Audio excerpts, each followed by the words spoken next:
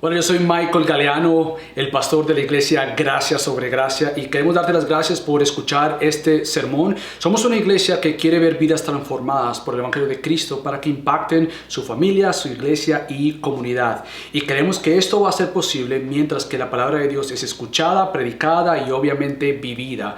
Así que queremos animarte a que tú puedas seguir escuchando la palabra de Dios, y si no tienes una iglesia local, te queremos invitar a que te unas a Gracia sobre Gracia, donde queremos ver tu vida transformada, y oramos para que este sermón Dios lo use en tu vida de una manera muy especial. Que Dios te bendiga. Bendición verles de nuevo, qué bendición seguir domingo tras domingo. Es un privilegio cada vez que tenemos la oportunidad de estudiar la palabra, que tenemos la oportunidad de abrir la Biblia juntos. Es un regalo de Dios. La semana pasada comenzamos esta miniserie de El Misterio Revelado. Y lo que hemos tratado de estar viendo y lo que vamos a seguir viendo es cómo este misterio revelado obviamente es Cristo. La Navidad entonces es el misterio de Dios revelado.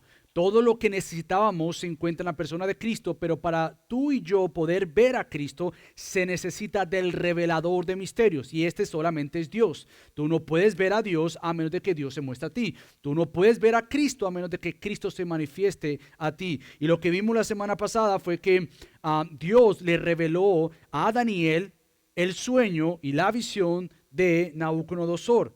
Dios lo reveló por medio de Daniel, y lo que vimos entonces es que al Dios revelar este misterio a Daniel, esto fue usado no para adoración de Nabucodonosor, al contrario, para humillación de Nabucodonosor.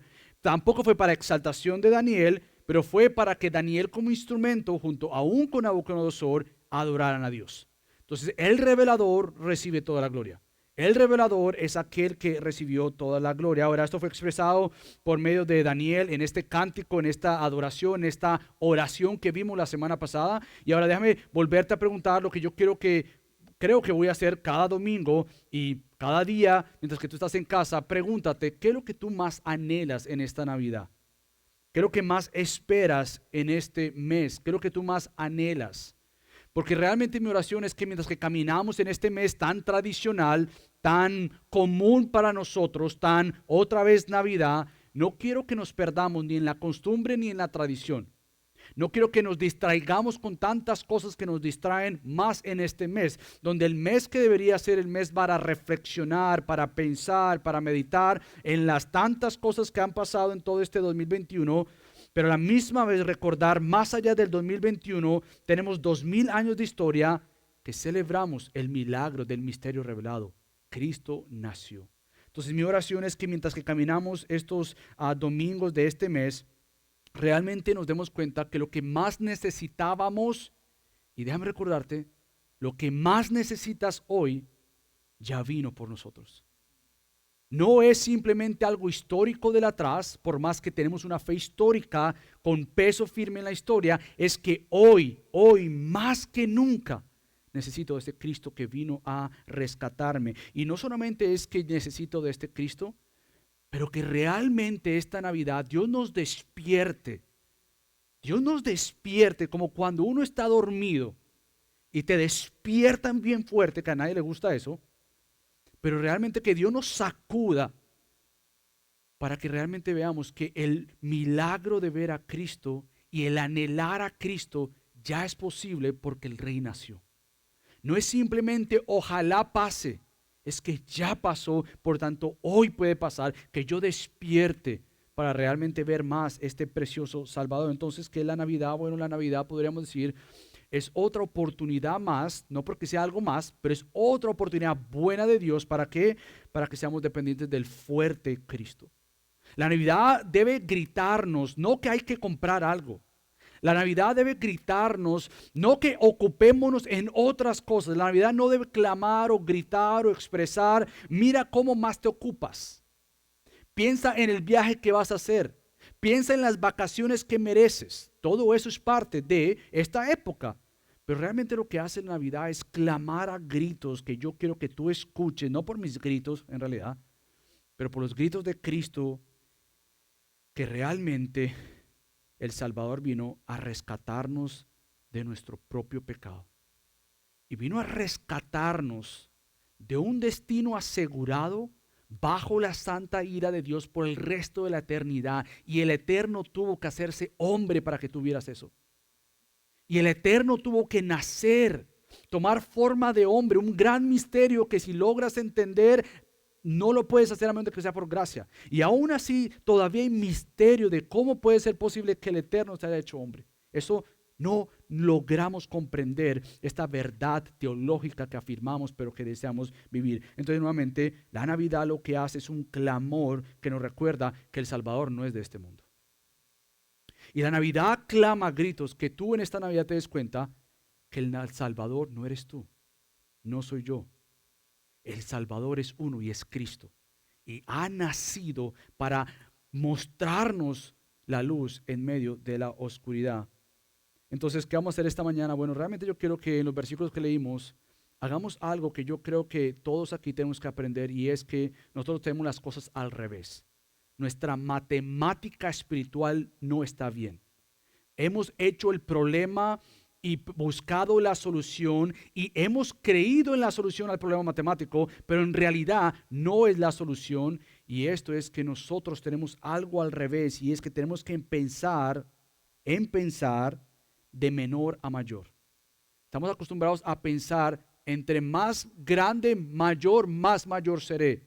Y Dios quiere que en Navidad te recuerdes que debemos cambiar de pensar de mayor a menor. ¿Y sabes por qué tenemos que hacer esto? ¿Y solamente por qué? Porque es que el mayor se hizo menos por nosotros. A menos de que tú y yo entendamos esa matemática divina, vamos a pasar el resto de nuestras vidas haciendo el juego de la matemática completamente equivocado. Y vamos a enfrentarnos con paredes y paredes de los juicios santos de Dios para que tú despiertes y veas que nosotros pensamos mucho en nosotros. Entonces tenemos que pensar de mayor a menor, esto es nosotros, porque es que el mayor se hizo menos por nosotros. Y eso es lo que vamos a ver en esta mañana. Obviamente el mayor es Cristo. Así que vamos a ver los versículos del 41 al 44, cómo Dios en Cristo nos recuerda de menor a mayor. Ahora, estos versículos del 41 al 44 nos enseñan que, otra vez, nosotros tenemos todas las cosas al revés. Nosotros no pensamos como Dios. No pensamos como Dios. Ahora, lo que nosotros creemos, de alguna manera, lo digamos o no lo digamos, lo articulemos honestamente o secretamente, lo que nosotros estamos haciendo es pensar que merecemos lo que Cristo solamente merece. Pensar que nosotros tenemos algún derecho de tener autoridad como Cristo, tener gloria como Cristo. Tenemos alguna idea de que merecemos reconocimiento. Tenemos alguna idea de que merecemos nuevamente honor, gloria, admiración. Por tanto, el versículo 41 comienza con esas palabras que dicen: al oír esto, los 10 comenzaron a indignarse contra Jacobo y Juan. Y la pregunta del millón es: ¿por qué se indignaron? ¿Por qué se molestaron estos otros 10 apóstoles con estos 2 apóstoles? ¿Por qué fue que esta indignación ocurrió en el corazón de estos otros 10? Ahora, si tú no conoces el contexto de todo el capítulo 10, obviamente te vas a quedar con adivinación. No sabemos por qué se indignaron, seguro vas a llegar a conclusiones equivocadas, que de pronto se enojaron porque eran muy justos. Porque ¿cómo puede ser posible que Jacobo y Juan pidieran una cosa que al contexto tú no sabes qué es? Ahora, yo quiero que en estos versículos tú veas algo. Veas el corazón tan necesitado de estos pobres 12 discípulos. Yo oro que tú veas los corazones rotos de estos 12 discípulos, escogidos por Cristo imperfectamente, pero que al ver el corazón roto, lleno de pecado, de envidia, de celos, de vanagloria de estos 12 discípulos, tú puedas ver tu corazón reflejado ahí. Pero no te quedes ahí. Que tú puedas ver a lo largo de esta predicación el glorioso Cristo que te amó así para no dejarte así. De lo que yo oro es que podamos ver nuevamente estas palabras de este capítulo 10 de Marcos, con eso en nuestra mente. Ahora, ¿por qué fue que se indignaron? Bueno, yo creo que regreses conmigo para ver por qué es que estos 10 discípulos se indignan, se molestan, se enojan. Y está ahí mismo en el capítulo 10 nuevamente, versículos del 35 al 37, obviamente no te voy a poder leer todo esto por tiempo, pero lo que pasa es que vienen estos 2 hermanos, Jacobo y Juan, vienen a Jesucristo y hacen una enorme petición. Padre, Cristo, Señor Salvador, queremos ser los últimos. Queremos que tú nos pongas atrás. Queremos que tú brilles, que tú seas exaltado. No. Sabiendo, Cristo, que tú vas a ser exaltado, qué mejor que nos pongas a tu lado. Qué mejor que tú me pongas a mi Juan a la derecha y a mi hermano, yo Jacobo, a la izquierda. Qué mejor que nos pongas contigo en aquella gloria venidera. Queremos estar ahí. No simplemente esto, sino que la misericordia de Cristo les pregunta, ¿ustedes creen que pueden estar sentados a mi diestra y a mi derecha? ¿Ustedes van a beber el bautismo, van a ser bautizados? ¿Ustedes van a hacer todo esto? ¿Ustedes creen posible de manejar tal cosa? La respuesta de estos hermanos pecadores pero redimidos por gracia es sí, nosotros podemos. Sí, claro que sí podemos. Y Cristo muy sabiamente y muy amorosamente le responde, el sentarse a mi derecha o a mi izquierda no es mío el concederlo, sino que es para quienes ha sido preparado. Lo que encontramos entonces en estos versículos nuevamente es la petición de estos hermanos. Pero vemos de estos discípulos que no entendieron la seriedad de su pecado y su corazón. No lo entendieron, no entendían lo que estaban pidiendo, no entendían lo que estaban diciéndole a Cristo, el perfecto Salvador, el Dios de gloria. No comprendieron nuevamente que lo que estaban declarando con sus labios era en realidad una lucha interna sin ellos lucharla con un amor a sus propias vidas. No entendieron que lo que estaban haciendo era en realidad un deseo por ellos mismos y no por Cristo. Era un deseo tanto de ellos y consumidos por ellos que les importó poco los otros 10 a su lado. No simplemente estos 10 otros pecadores a su lado que les importaron poco, pero le importó poco lo que Cristo había dicho y vamos a ver más adelante. Entonces estaban consumidos de ellos mismos y nuevamente esto es una guerra de todos nosotros porque nosotros mismos buscamos cómo servirnos a nosotros mismos. Nuestra vida, y hablo de mí, está llena de uno mismo. Llena de uno mismo y la Navidad te pide a gritos, sal de ese mundo de Michael, y pon tu nombre ahí si quieres, sal de ese mundo tuyo y eleva la vista para ver el milagro de aquel que merece toda gloria, creador de todo y que ascendió, descendió y se hizo hombre. Entonces nuevamente nosotros tenemos esta ambición por tener el primer lugar en todo lugar. Y nuevamente al ver a Jacobo y a Juan y a los otros 10 discípulos y apóstoles, yo quiero que no pierdas de vista tu propio corazón. No los veas a ellos y digas, ¿cómo puede ser posible que Jacobo y Juan le pidan esto a Cristo? ¿Es que no entienden? Si tú hubieses estado ahí, por lo menos yo estoy seguro que hubiese hecho la misma pregunta. Y hasta que no veamos la seriedad de lo que somos capaces de hacer, no vamos a entender que la Biblia no fue escrita para que observemos a los pecadores de la Biblia, pero la Biblia fue escrita para revelarte tu propio corazón. De lo que vemos aquí nuevamente es esta petición de Jacobo y Juan de sentarse a la derecha, a la izquierda, y lo que vemos entonces es que toman mucho más seriedad el por qué dicen tal cosa y por qué estaban tan cegados que escapan todas las enseñanzas de Jesús, por lo menos en el capítulo 10, sin hablar de los 3 años que Cristo estuvo con ellos. Solamente si tomamos las enseñanzas de Cristo en el capítulo 10, que es lo que vamos a hacer esta mañana, vas a ver que era ilógico que preguntaran tal cosa. Era absurdo, era contrario a Cristo, era contrario al diseño de Dios. Sin embargo, tenían sus oídos bien tapados, sus ojos bien cegados y un corazón que no entendía y comprendía nuevamente la gloriosa verdad de que el Salvador vino a rescatarles. Estaban consumidos de ellos mismos. Por ejemplo, antes de esto, Cristo ya le había dicho a los discípulos y a los fariseos, ¿por qué es que Dios había permitido por medio de Moisés el divorcio por medio del adulterio? Porque ustedes tienen un corazón duro. Parece que ellos tenían que entender el diseño de Dios en un área, pero no simplemente es el diseño de Dios en esta área. Parece que no escucharon el corazón duro que Cristo les recuerda. Dios permite esto por medio de Moisés por un corazón duro. Ahora, si esta enseñanza se queda a un lado Y los discípulos se le olvida que esto es lo que Cristo había enseñado. Cristo ahora toma un ejemplo muy común, muy típico, y es usando a los niños. El tema del matrimonio se encuentra en el capítulo 10 del 2 al 12. Y ya después transiciona a otra historia. Es la historia cuando los mismos apóstoles, pidiendo uno a la derecha y uno a la izquierda, y los dos enojados por eso, ven a niños venir a Cristo y le dicen, no vengan a Cristo. Y Cristo toma esta oportunidad de los niños nuevamente para recordarles la necesidad de venir a buscar a Dios humildemente. Y esto lo vamos a ver más adelante. No simplemente es que se les olvida lo que Cristo enseñó por medio de Moisés, la dureza del corazón. No simplemente se les olvida el no rechazar a estos niños, pero al contrario, ¿cómo es que yo tengo que venir a Dios? Pero si tomamos el ejemplo del joven rico, es otro ejemplo que se cegaron, no escucharon, no entendieron. Cristo toma el ejemplo de este joven rico que por amor a las riquezas y a las posesiones, el joven rico no siguió a Jesús.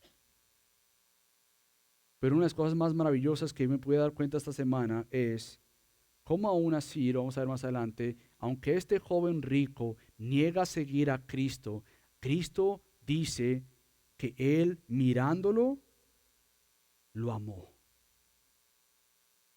Al parecer estos discípulos no se percataban de la dureza del joven rico que reflejaba su dureza en su corazón.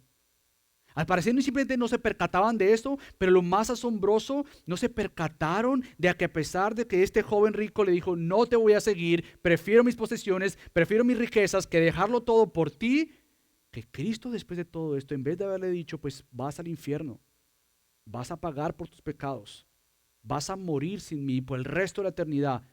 Cristo le dice, Jesús mirándolo, lo amó y le dijo, una cosa te falta, ve y vende cuanto tienes y da a los pobres. Y sin embargo, después de escuchar, te amo. Y lo que te digo es por amor. El joven rico se cegó y se fue y dejó a Jesucristo. Ahora, todos estos casos muestran nuevamente nuestra propia naturaleza por buscar nuestra propia gloria. Todos estos casos, si llegamos rápidamente a la petición de estos 2 discípulos y a la indignación de estos otros 10 discípulos, sin tener en cuenta todo lo que ha pasado atrás, podemos hasta llegar a pensar, ¿y por qué es que Cristo les dice que sean menos? Porque es que Cristo les dice, quiten la mirada de ustedes, pónganla en el que vino a servir. Este soy yo, Cristo. ¿Por qué? ¿Y por qué? ¿Y por qué? Porque es la conclusión de lo que supuestamente ya tuvieron que haber visto con todos estos ejemplos. Era como que aprendiste, no, aprendiste, no, aprendiste, no. Y obviamente en cada una de estas ocasiones cada uno iba a decir, sí, sí, sí. Y al final Cristo le dice, no has aprendido lo que te quería enseñar. No has aprendido. Lo que yo busco enseñarte es que quites esa mirada que tan rápidamente busca la gloria, el honor y la satisfacción fuera de Dios y no en Dios. De lo que vemos aquí nuevamente es este contraste de cómo no venir a Cristo y cómo sí venir a Cristo. Cada una de estas escenas en este capítulo 10 por lo menos muestran que tú veas entonces cómo no venir a Cristo con este corazón, pero a la misma vez entonces cómo yo sí debo responder y venir a Jesucristo. ¿Cómo yo debo entonces venir a Jesucristo? Bueno, Cristo comienza diciendo como un niño. ¿Cómo es que yo vengo como un niño a Cristo? ¿Tú te has dado cuenta? Si has visto a los niños, si tienes niños o no tengas niños, tú te has dado cuenta de los niños, no vienen presumiendo absolutamente nada. No vienen, por lo menos yo sé que hay envidia, yo sé que este es mi juguete, pero típicamente un niño viene sin decirte, espérate, es que yo tengo todo esto que ofrecerte. Él no viene a ofrecerte absolutamente nada. Él viene como es. Él no le importa si se sienta allá, si agarra comida de si agarra comida de... No, hijo, uno tiene que enseñarles. No, esa no es tu comida. Ellos viven desprendidos. Se les quedó el juguete en una casa, no se recuerdan. Uno tiene que recoger los zapatos, tiene que hacerle todo. Vienen completamente en dependencia. Vienen humildes, no porque sean humildes, porque sabemos que nuestros niños son pecadores como nosotros. Pero lo que Cristo quiere decir con el ejemplo de dejen los niños venir a mí, y cuando Él dice ahí, en verdad les digo en el versículo 15, que el que no reciba el reino de Dios como un niño, esto no quiere decir sin pensar, esto no quiere decir que tú entiendas tu pecado, te arrepientes de tu pecado y creas en Cristo. Lo que está hablando es de una disposición contraria a los discípulos que dijeron no. No vengas a Cristo, no lo distraigas. Posiblemente algo histórico que puede estar pasando es que para los rabíes, los maestros, los niños eran distracción.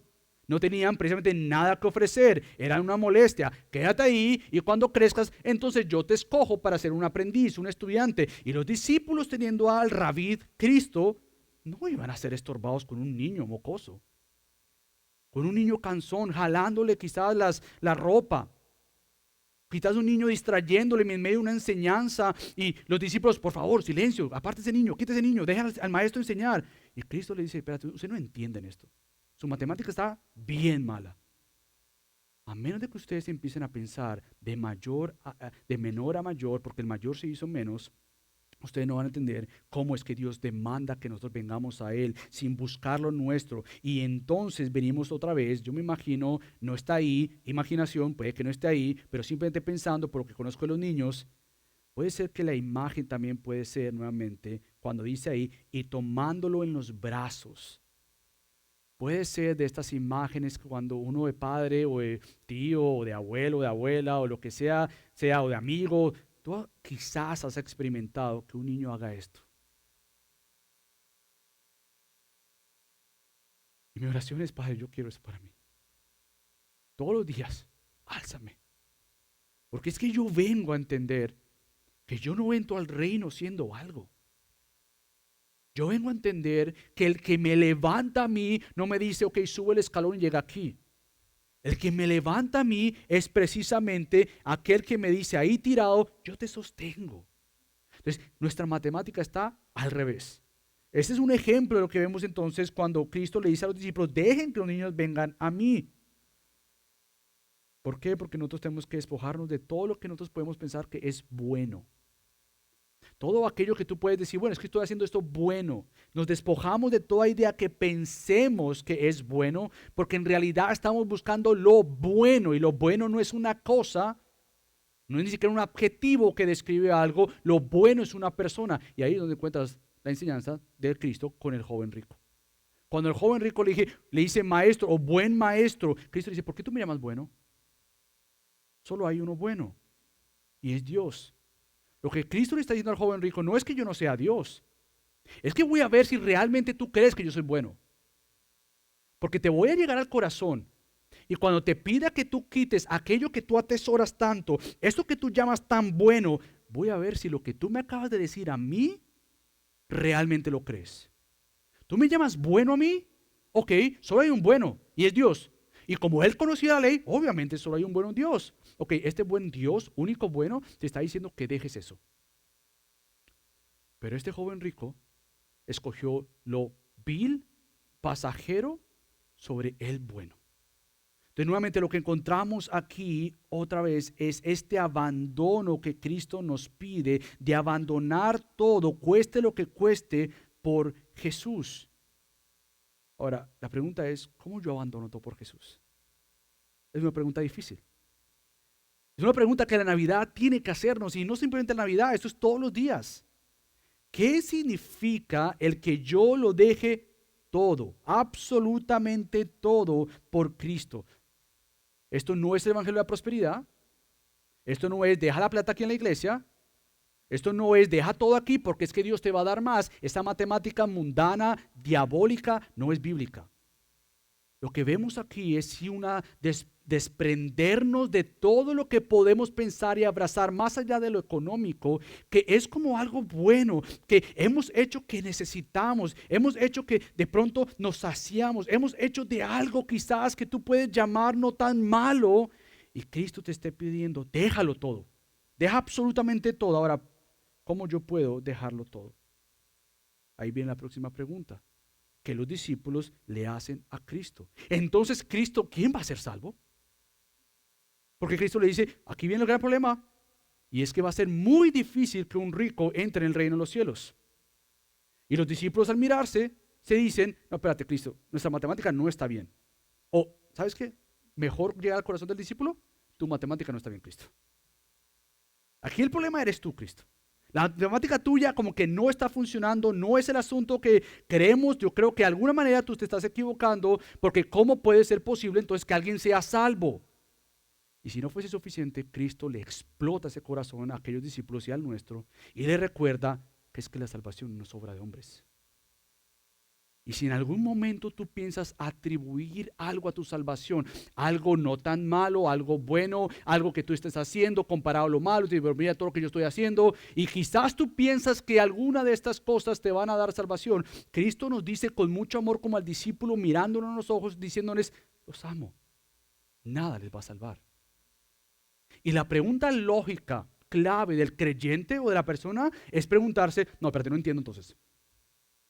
Entonces, yo no voy a ser salvo, ni él, ni ella, nadie se va a ser salvo. Y Cristo le dice como que empezamos a entender la cosa. Precisamente, dice Cristo, ahí en el capítulo 10 nuevamente, en el versículo 27, mirándolos nuevamente, esa palabra yo la había saltado tantos años de mi vida, Cristo mirando a el joven rico. Él no lo hizo a las espaldas. Yo no me imagino a Cristo de espaldas. Yo me imagino mirándolo con tanta ternura, como mirando a estos discípulos con tanto amor, diciéndoles, para los hombres es imposible. Nadie va a venir como un niño y nadie va a dejarlo todo como ese joven rico no lo hizo, a menos que algo milagroso y sobrenatural en el buen sentido, por más que esa palabra ha sido tan mal usada por el Evangelio de la Prosperidad, en una obra sobrenatural de Dios, Él haga un cambio en tu corazón y en mi corazón.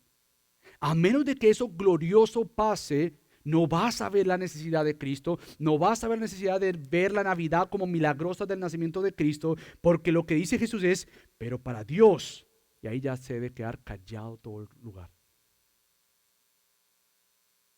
Porque para el hombre es imposible. Y pareciera que en ese lugar hubiese un tiempo de un suspiro de desaliento. De decir, nadie va a ser salvo. Pero Cristo les regresa esta esperanza recordándoles, pero no para Dios. Fundamento, porque todas las cosas son posibles para Dios. Ahora la pregunta que yo te hago, ¿qué es un imposible para ti en estos días? Yo sé que estamos en el contexto de salvación. Eso es lo que están enseñando esos versículos precisamente, de salvación. Pero ¿qué hay en tu vida en estos días a lo largo del mes de diciembre que te recuerda, te trae gozo, tristeza o preocupación del próximo año o preocupación de lo que ha pasado? ¿Y qué es lo que para ti es un imposible que Satanás quiere mantenerlo en tu mente como que ya es imposible? Creyente toma lo imposible para uno y lo lleva a aquel que lo puede hacer posible. Entonces, la confianza, el credo del creyente nuevamente está no en confiar en lo que yo puedo hacer, es confiar en que precisamente lo que yo no podía hacer, Él lo hizo. Y si Él hizo lo que al principio yo no podía hacer, que era mirar a Cristo, ¿qué Él no podrá hacer en hacerme más como Cristo? Por tanto, el imposible para uno se hace posible nuevamente porque encontramos el descanso de dejarlo absolutamente todo en las manos de Dios. Mi oración es que tú en la Navidad escuches realmente la noticia de esperanza que hay. O sea, que en la Navidad detengamos todo lo que podemos hacer y estemos preocupados y ansiosos de hacer y hacer y hacer, que realmente la Navidad sea para nosotros esta milagrosa llegada del nacimiento de Cristo, que al nacer nuevamente confirma que con Dios es posible ser salvo y con Dios en Cristo es posible ser santificado. Es posible. Dios no ha terminado contigo. Él comenzó su obra en la salvación, como dice Pablo en Filipenses 1:6, pero aquel que la comenzó y lo cual era imposible, se encargará que aquella obra que Él comenzó en ti dé su fruto, dé cambios, porque precisamente no eres tuyo para ti, eres de Él por Él.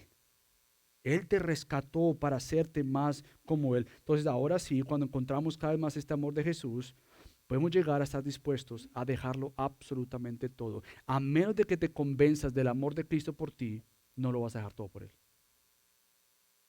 A menos de que tú estés convencido que no hay nada que el mundo te pueda ofrecer que sea mejor de lo que Cristo te ofreció, te ofrece y te ofrecerá, y esto es más de Él, no vas a dejarlo todo. No lo vas a dejar. Y nuevamente tiene que Dios revelarte eso. Tiene que Dios romper el orgullo en nosotros de pensar que fuera de Dios podemos encontrar algo mejor. Y tiene que ser Dios en Cristo que realmente tú digas, sí, sí, por amor a Él, porque Él me ama a mí, yo lo dejo todo. Ahora, ¿dónde está esto acá? Está en uno de los versículos más difíciles de la Biblia. Ahí mismo Jesús respondió, en verdad les digo que no hay nadie que haya dejado casa, o hermanos, o hermanas, o madre, o padre, o hijos, o tierras. Pero escucha esto, ¿por qué vas a dejar todo esto? ¿Por qué lo vas a dejar? Por causa de mí y por causa del evangelio. Si no entendiste que es por causa de mí, debes entender lo que es causa por el evangelio, porque estas son lo mismo. Lo que yo demando de ti es que dejes absolutamente todo o en la disposición de no estar así, pero estar así. No quiere decir Dios que está diciendo, deja a tu papá, deja a tu mamá, deja a tus hijos, deja tu matrimonio, deja todo tirado. Eso no es lo que Cristo está diciendo aquí. Lo que Cristo está diciendo es, ¿qué tiene mayor lugar en tu corazón? ¿Quién tiene el primer lugar en gobernar tu vida? ¿Qué te da más paz, confianza, seguridad? En otras palabras, ¿a quién temes más? ¿A quién temes más? Y mi oración es que Cristo nos muestre por gracia el temor bíblico por más temor por Él. Que hasta que no estemos dispuestos de decir, yo no voy a hold back, o no voy a retener algo aquí, doy todo esto, pero esto lo tengo aquí, porque si yo retengo esto aquí, nuevamente no estoy entendiendo que yo suelto absolutamente todo, porque precisamente lo hago por alguien, por mí, dice Cristo, y por causa del evangelio. Lo dejo absolutamente todo. Y si no fuese como que suficiente, ¿sabes cuál es la preciosa promesa en estos versículos también? Que no recibirá 100 veces más ahora, y aquí donde el evangelio de la prosperidad tuerce esta, horriblemente, burlándose de Cristo, groseramente. Y no siempre del evangelio de la prosperidad, uno puede hacer esto de otras maneras. ¿Vis? Yo dejo todo para recibir más.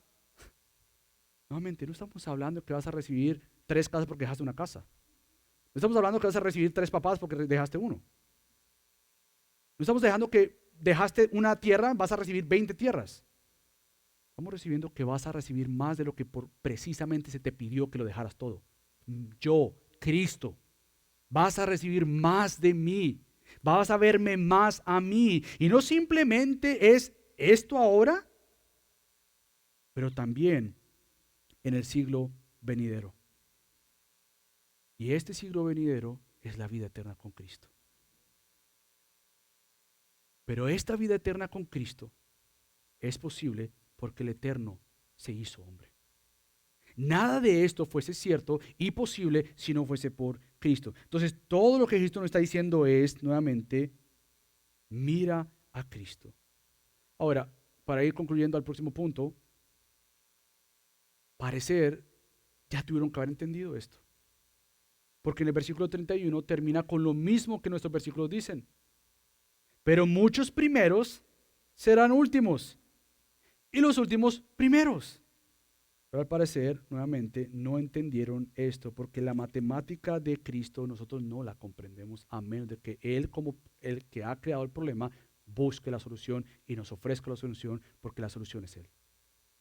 Estas personas, 12 discípulos, no entendieron el versículo 31 porque Cristo lo tuvo que volver a repetir en el versículo 41 en adelante que estamos leyendo esta mañana. No lo comprendieron, no lo habían entendido, no lo habían abrazado en su corazón.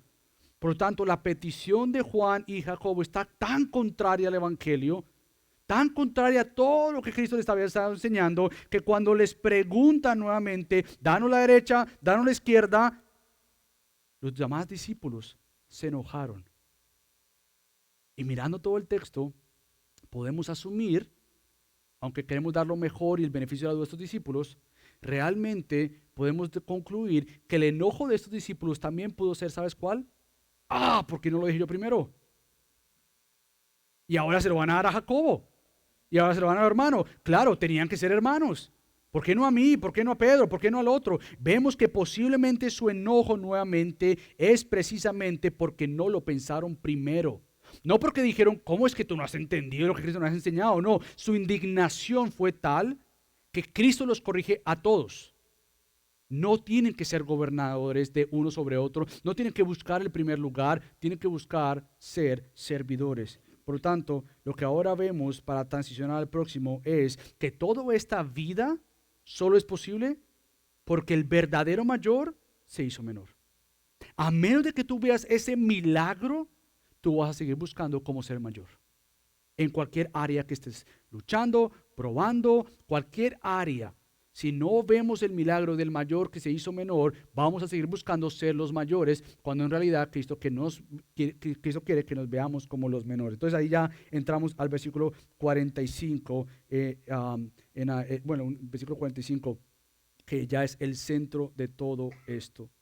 Ahora, en todos los versículos, yo dejo una sección muy importante. Y si tú has estado siguiendo el capítulo 10,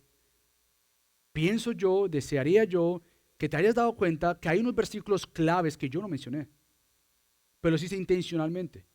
Porque tú no vas a entender el versículo 45, porque ni aún el Hijo del Hombre vino para ser servido, sino para servir y para dar su vida en rescate por muchos. Tú no vas a entender esto si no entiendes los versículos del 32 al 34. Esa petición de Jacobo y Juan está después de ese centro, de esos versículos que son la carne de todo esto. ¿Qué versículos son estos? Bueno, el versículo 32 en adelante, iban Jesucristo caminando, pero ya enfocándome al versículo 33, dice, ahora subimos a Jerusalén. Él tenía una meta en mente. Cristo nació en un lugar sabiendo que tenía que ir a otro lugar.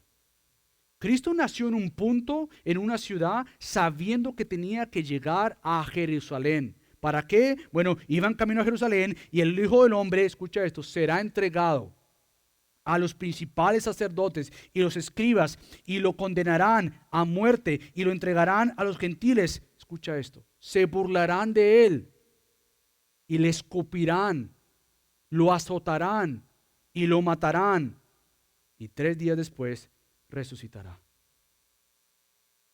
Se supone que después de esos versículos los discípulos tuvieron que haberse reunido y tuvieron que decir, no puede ser.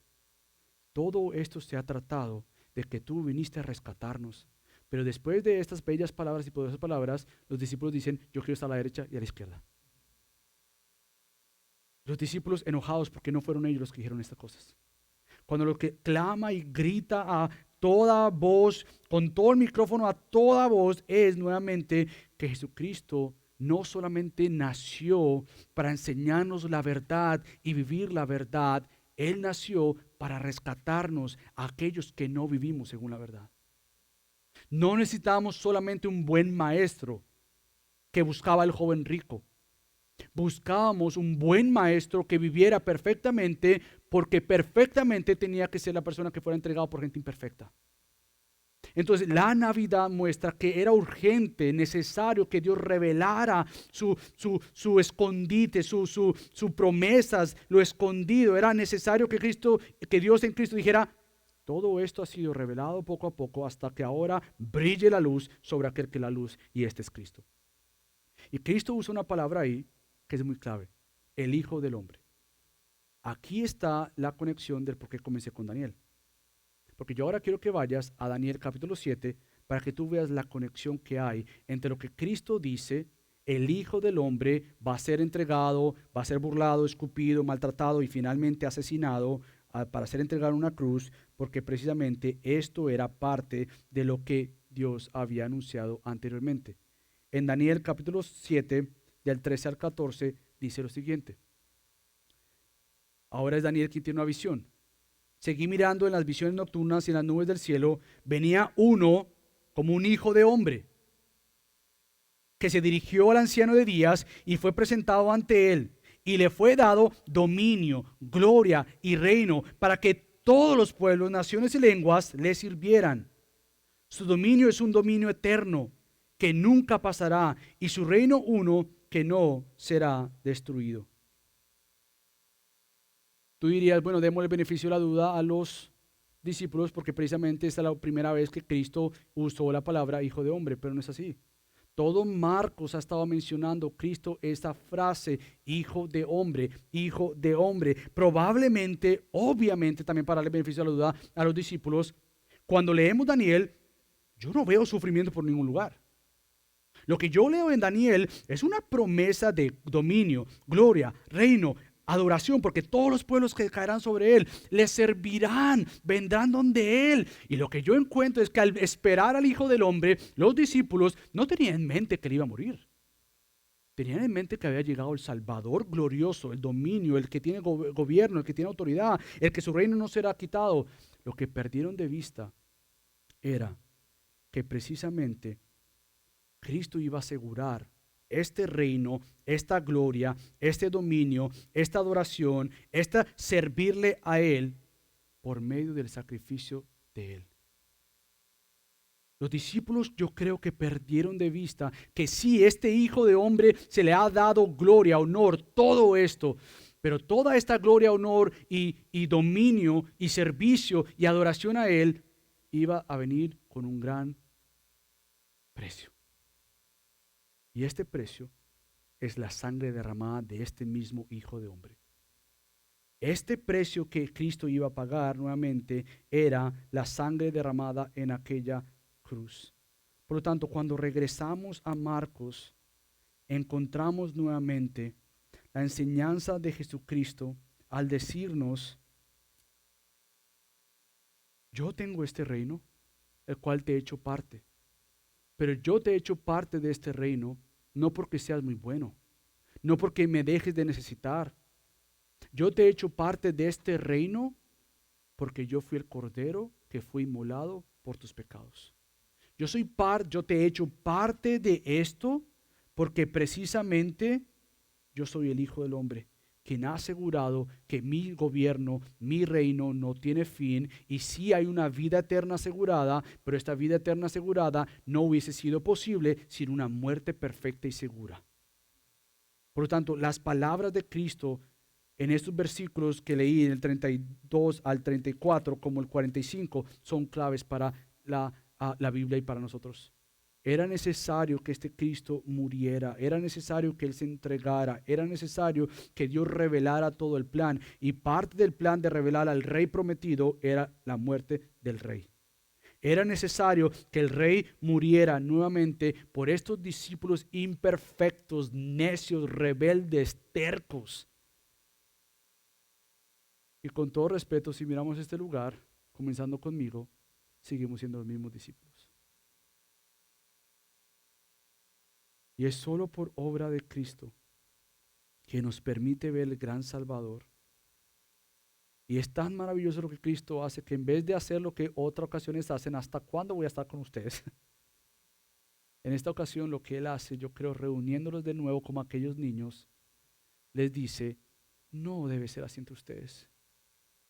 No deben buscar quién gobierna, no deben buscar el primer lugar. Y la pregunta es, ¿por qué no, Jesús? ¿Por qué no hacer lo que yo quiero hacer en mi corazón?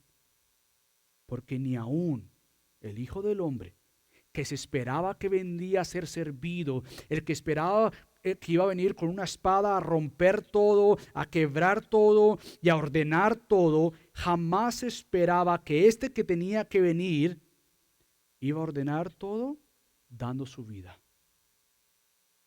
Aquel que merecía toda gloria, adoración, aplauso, admiración, es escupido, es maltratado, es burlado, es abandonado y se fue a una cruz. Por lo tanto, lo que encontramos en todo esto es que Dios quiere nuevamente que nosotros nos miremos a nosotros mismos por medio de esos pobres discípulos, ricos por gracia en Cristo, espiritualmente, pero en necesidad diaria del gran Salvador. Que la Navidad Dios permita y no te permita terminar un año como estamos, pero que nos mueva para con esperanza mirar al próximo año y decir, yo no quiero ser igual, Señor. No quiero ser igual porque mi llamado es a ser uno como Cristo, un siervo para Él, no para mí, para Él, un siervo para Él, que todo lo que más me importe y te importe sea Cristo. Cristo, ¿cómo le glorifico a Él? Por lo tanto, ¿qué actitudes hoy hay en nuestro corazón que están sirviendo nuestros intereses y no los de los demás? Piensa en todas las áreas, en toda la relación de tu vida. ¿Qué actitudes muestran que realmente hay un interés por mí en vez del que está a mi lado? ¿Qué interés hay más en mí que pienso en mayor a mayor en vez de menor, menor, menor, menor? Porque nunca voy a hacer nada más que menor, porque solo hay uno que es mayor. No se me ha prometido mayordomo, es decir, estar por allá arriba, soy un mayordomo de Él, pero todos aquí nunca vamos a pasar del techo, ni de la silla, ni del suelo. Estamos ahí porque es que hay uno que realmente vino, hizo eso que está pidiendo, siendo Él siempre un mayor.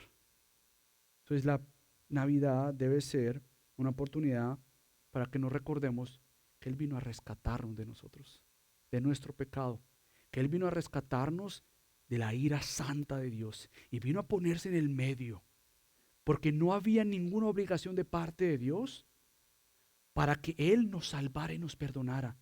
No había nada en lo absoluto que le detuviera a Dios de decir, no, pecaste, fuera de mí. Y lo que Él hace es, pecaste, estás destituido de mí. Sin embargo, por medio de mi Hijo te voy a rescatar para que ahora por gracia no te quedes allá, pero por gracia con lazos de amor yo te traiga a mi reino y te transfiera del reino de la oscuridad al reino de mi Hijo amado. Por lo tanto, de ser oscuridad, ahora eres luz. De no ser nada, ahora eres alguien. De no ser un pueblo, ahora eres un pueblo. Ese eres tú. Solamente por gracia. Pero ese no eres tú si tú no te arrepientes de tus pecados. Y si no ves tu gran necesidad de un gran Salvador, jamás podrás ser parte del reino de Dios. Y el reino de Dios no es en esta tierra. Él gobierna acá. Pero el reino de Dios es la eternidad con la iglesia de Cristo. La esperanza nuestra es que podemos ser perdonados. Por lo tanto, venimos ante Él para glorificarle y que esta Navidad sea una oportunidad para probar la victoria de Cristo y decir, probad que yo soy bueno. Acompáñenme a orar, familia. Padre Dios, te damos tantas gracias por recordarnos nuevamente lo que es tan difícil para nosotros comprender. Hemos aprendido una matemática por nuestro propio ADN, por nuestra propia naturaleza caída.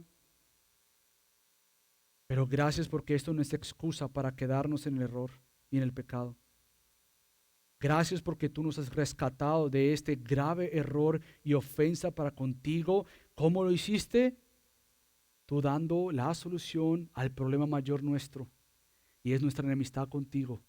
Y lo hiciste enviando al Hijo del Hombre, que merece toda adoración, pero recibió todo insulto. Que merece ser celebrado, coronado, pero fue aplastado y crucificado. Pero gracias porque esto no escapó tu plan. Este es tu plan. Y esta es nuestra esperanza. Que como Cristo dice, pero al tercer día será resucitado. Y sí que fuiste resucitado. Por lo tanto,